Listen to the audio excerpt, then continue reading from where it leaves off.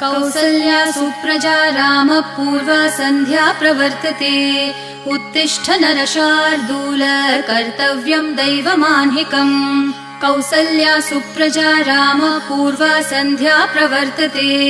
उत्तिष्ठ नरशार्दूल कर्तव्यं दैवमान्हिकम् उत्तिष्ठोत्तिष्ठ गोविन्द उत्तिष्ठ गरुडध्वज उत्तिष्ठ कमलाकान्त त्रैलोक्यं मङ्गलं कुरु उत्तिष्ठोत्तिष्ठ गोविन्द उत्तिष्ठ गरुडध्वज